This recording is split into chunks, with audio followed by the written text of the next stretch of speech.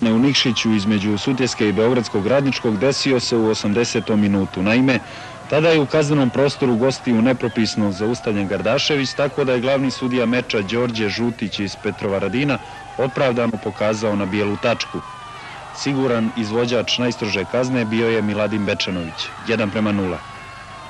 Sve prije i poslije 80. minuta neće se dugo pamtiti. Igralo se obostrano, rastrzano, bez mnogo ljepote i izglednih prilika.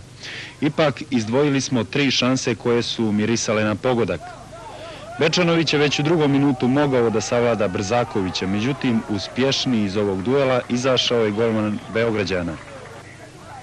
Brzaković je ponovo na visini zadatka u 30. minutu. Oštar udarac Šćepanovića, golman gostiju odbija u korner. Jedinu priliku za pogodak Radnički je imao u 70. minutu. Šut brzonogog Mufa, veteran u redovima domaćih Giljen, je na bravurozan način zaustavio. I to je sve što su akteri utakmice Sutjeska Radnički Imel prikazali danas malobrojnim gledaocima na stadionu kraj Bistrice.